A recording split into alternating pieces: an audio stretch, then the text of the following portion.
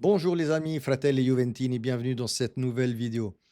Donc après le match Dortmund-Juventus de dimanche dernier, hein, ces 2 derniers jours, je me suis fait un peu quelques réflexions concernant trois joueurs, Vlahovic, Douglas Luiz et Koop Meiners, pour des raisons, je veux dire, un peu différentes de chacun. Mais avant de démarrer, comme toujours, cette vidéo, n'oubliez pas, likez, abonnez-vous, c'est totalement gratuit et commentez parce que j'aimerais avoir vos avis et vos réflexions sur ces 3 jours-là. Donc, vous savez très bien que le mercato de la Juve est un peu bloqué dans le sens où on a très bien compris la direction que ça prend avec Comoli. On prend un joueur si un autre joueur part. Donc, en gros, pour que Kolo Muani arrive à la Juve, Vlahovic doit partir. Euh, aujourd'hui, aujourd'hui, et encore je l'ai lu aujourd'hui, hein, Vlahovic n'a aucune intention pour le moment, hein, aujourd'hui 12 août, il n'a pour le moment aucune envie de partir de la Juve, hein. Il veut, comme il dit, honorer son contrat. Donc prendre son salaire jusqu'au dernier sou, hein, 10 più 2, hein, 10 millions plus 2 de bonus, hein.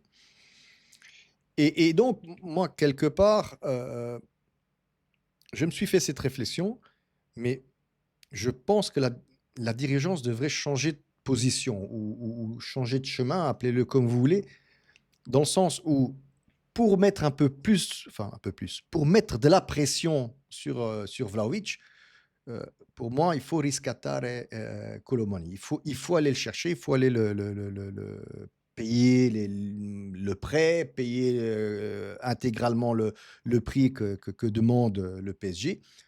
Parce que, pardon, ça permettrait donc, un, de récupérer déjà un autre attaquant, deux, de mettre beaucoup de pression sur Vlahovic. C'est-à-dire, parce que si Vlahovic sait parce qu'aujourd'hui, que Vlahovic, il sait pertinemment, ben, OK, il n'y a pas d'autre attaquant, donc il n'y a que Jonathan David.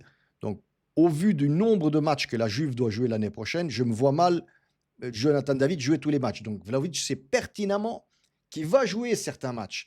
Et donc, quelque part, les fameux 2 millions de bonus, alors je ne sais pas ces clauses de bonus, c'est quoi c'est exactement qu'il y a dans cette clause-là, mais potentiellement, c'est sûrement des minutes jouées, des buts, je ne sais pas. Mais ils risquent de les prendre, ces 2 millions en plus, donc 12 millions au total. Mais en faisant ça, donc en forçant le destin, on va l'appeler comme ça, donc de prendre Kolo Muani au PSG, donc Vlahovic va se rendre compte, ok, maintenant je ne suis plus le deuxième attaquant, et peut-être même pas le troisième, puisque peut-être Anadzic passerait devant lui. Donc il passera le clair de son temps, soit en tribune, soit sur le banc, donc il ne jouera pas. Et encore une fois, je le redis, Vlahovic a besoin de jouer, a besoin de minutes de jeu pour le mondial de l'année prochaine. Donc, quelque part, je me dis, il faut faire ce petit effort de la part de la Juve, faire ce petit effort, malgré que Vlahovic ne parte pas, donc de sortir le cash, hein, de sortir l'argent, de sortir le chéquier, la machine à billets, peu importe, appelez-le comme vous voulez, et aller chercher Kolo Muani. Et encore une fois, je le redis, Kolo Muani veut revenir à Turin, il l'a très bien fait comprendre. Luis Enrique a fait aussi comprendre qu'il ne fait pas partie de son plan de jeu. Euh, Certaines rumeurs disent même pour Kolo Muani, vous savez bien que demain soir, il y a la Super Coupe d'Europe à Udine, à l'Arena. Donc PSG Tottenham. D'ailleurs, je ne sais pas si je ferai une live par rapport à ce match-là, mais soit. Et Kolo Muani a dit, ben moi j'irai voir parce que un peu plus tôt dans la soirée, je crois demain après-midi. À la Continas, hein, il y aura le match UVA contre UVB, donc les seniors contre les juniors. Et donc, lui, il a dit, ouais, moi, j'irai voir le match à Turin. Donc, voilà, encore une fois, ça prouve bien que Kolo Muani veut endosser ce maillot blanc et noir, veut endosser le maillot de la Juve. Donc, quelque part, je pense que pour ces deux raisons-là, donc pour Kolo qui veut venir à Turin et mettre beaucoup de pression sur Vlahovic pour essayer qu'il accepte certains clubs. Donc, je trouve que pour ces deux raisons-là, ce serait bien que la Juve fasse le pas en avant, hein, clairement. Sinon, concernant les 2 autres joueurs, ça c'est un autre type de réflexion que je me suis fait. Heu, Tout ça en voyant en regardant le match en deuxième mi-temps, surtout après Sconvolgimento, donc quand il a changé, complètement le 11 de départ, hein.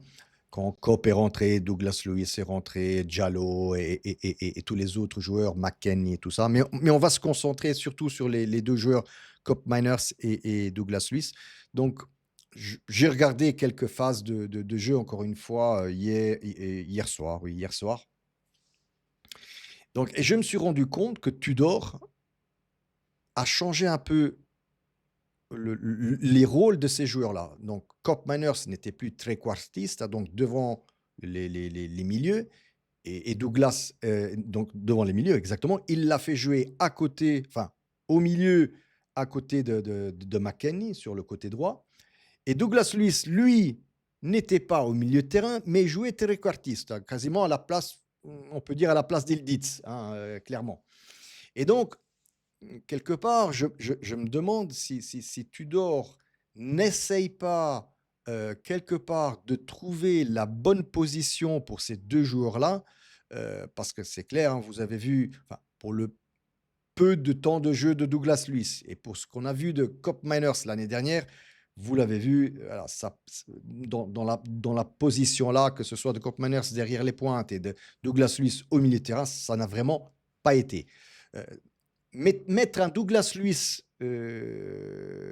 à la place d'Ildiz ou derrière les attaquants, ben, ça évite, parce qu'il est un peu fainéant, il faut dire ce qui est, hein, ça évite à Douglas Luiz de revenir en arrière défendre. On va dire ça comme ça. Même si 10 le fait très bien, hein, vous l'avez vu contre le Dortmund, les 10-15 premières minutes, ils disent revenez, venez chercher le ballon. Ce que Douglas Luiz ne fait pas forcément. Mais voilà, en faisant ça, en changeant ces 2 joueurs-là de position, parce que je pense qu'il les a vraiment changés un pour un, donc inverser les positions. Ben, je trouve d'une part, et je pense que je l'ai dit dans ma vidéo, je trouve que Douglas Luiz a donné 2-3 ballons en profondeur très bien, passe précise, notamment sur Diallo, puis sur Miretti qui a après raté. Enfin, peu importe. Mais voilà, je trouve que Douglas Luiz, dans cette position-là, se trouve plus à son aise. Par contre, Kopp Meiners, je l'ai dit aussi dans ma vidéo, alors peut-être qu'il faut encore qu'il s'entraîne ou qu'il comprenne certains automatismes. Et sans doute, bon là, il n'avait pas Thuram à sa gauche, parce que c'est les 2 milieux centraux, hein. Moi, je verrais bien un Thuram, central gauche et Kopp Meiners central droit. Donc peut-être qu'avec Thuram, ça se passerait un peu mieux. Je ne sais pas. Donc voilà, c'est un peu toutes ces réflexions-là que je me suis fait, bah, hier soir en regardant un peu certaines phases de jeu sur ces 2 jours-là précisément. Parce qu'on sait très bien, que Douglas Luiz est sur le mercato et je le redis encore aujourd'hui, je suis persuadé que si on reçoit une offre de 40 millions pour Douglas Luiz, notamment, d'un club anglais, Douglas Luiz partira, hein, c'est clair, soyez-en sûrs. Kopp Meiners, je ne pense pas. Et puis aussi, la dernière réflexion, mais ça, voilà, je fais encore une petite parenthèse sur, Nico Gonzalez, qui lui n'a pas participé à ce match-là parce qu'il s'était fait mal. Les amis, personnellement, je pense que ce joueur-là, Tudor, je ne sais pas s'il peut faire confiance en ce joueur-là. Il se blesse facilement. Il ne rend pas ce qu'il doit. Malheureusement, ce joueur-là on n'a pas, enfin, la Juventus, au moins de ce que j'ai lu, n'a reçu aucune offre, que ce soit les rumeurs qu'on peut lire de l'Inter, d'un club en première ou même en première ligue, pardon, ou de la Saudi League. Donc, toutes ces offres ne sont pas réelles. Donc, je pense clairement que ce joueur-là, on va encore se le garder malheureusement cette année à la Juve. Et à voir si Tudor arrive un peu à le revitaliser, on va dire ça comme ça, euh, malgré ses blessures à répétition. Voilà. Ben, on est arrivé à la fin de la vidéo. Donc voilà, comme N'hésitez pas, commentez, donnez-moi vos avis, ce que vous pensez de cette vidéo, de mes réflexions que je me suis fait, hein, comme d'habitude. Fino alla fine ragazzi, forza Juve.